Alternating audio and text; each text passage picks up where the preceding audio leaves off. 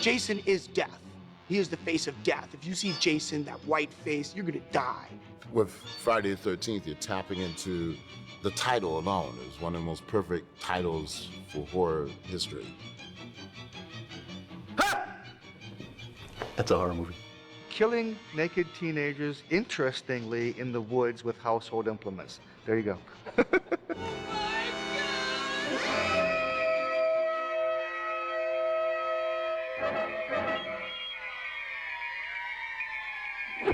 When kids went to see slasher movies, it wasn't just seeing the kids killed, it was how they were killed. The more unique, the more it was a magic trick. Even Friday the 13th went for the 3D effects, you know, just to keep it interesting.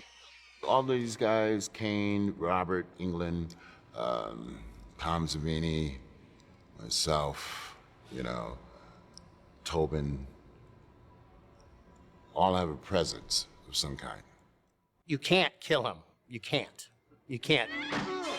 In these movies, if you kill him, then you've now lost the superhuman element and the superhuman fear element. Once that guy gets killed off, then the movie is not that scary anymore. You won't see it twice. One of the things is that basically Jason is the shark. You know, he doesn't die. You can't kill him no matter what you do. He's been blown up.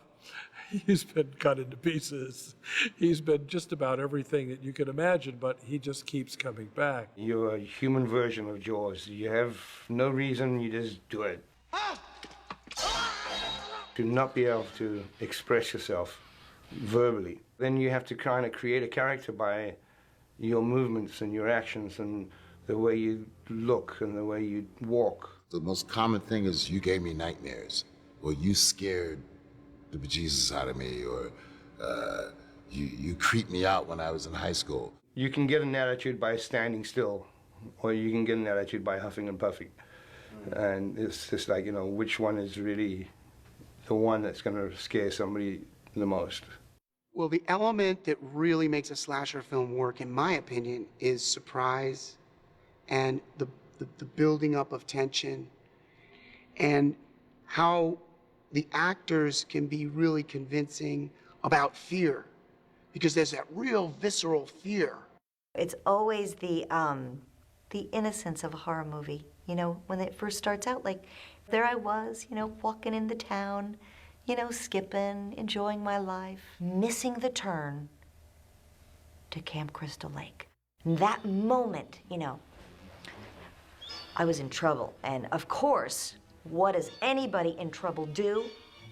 They run into the woods. There's always like 2 or 3 couples and the odd guy out, who's not part, he's always Bob's best friend. Why did he have to come along with us, you know? Yeah, you definitely need the odd man out, someone like Shelly, because a lot of the audience feels like they're the odd man out, and the odd man out is the character that they relate to more than anyone else. Why do people love to go see horror movies?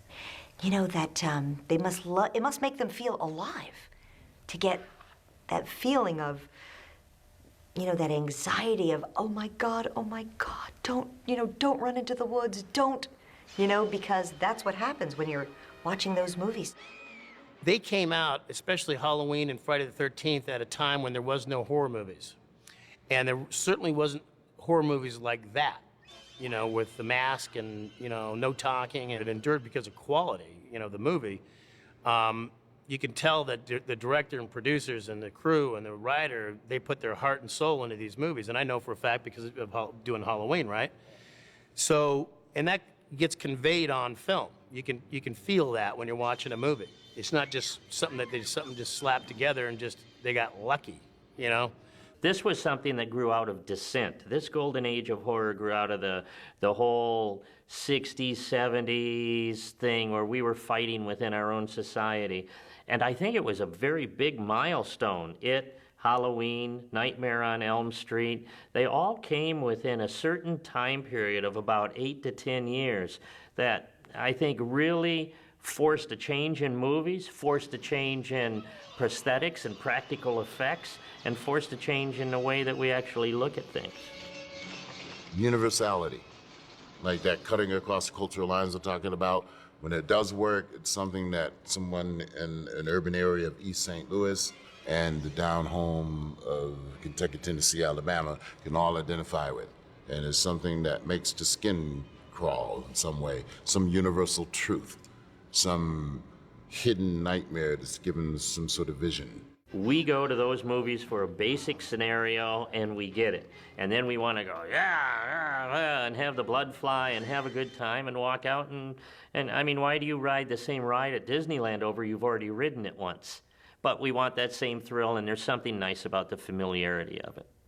The realm of horror, from its inception, deals with the Shadow Kingdom, deals with the underworld, deals with, like Jekyll and Hyde, man dealing with his own darker side. And there's some very deep psychological elements there, and spiritual and mystical elements there, none of which are in Friday the 13th. And that's what makes it wonderful, because it's free of those elements. It's not about some underworld mystical power.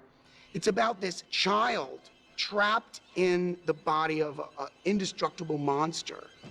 Its vengeance gone terribly awry.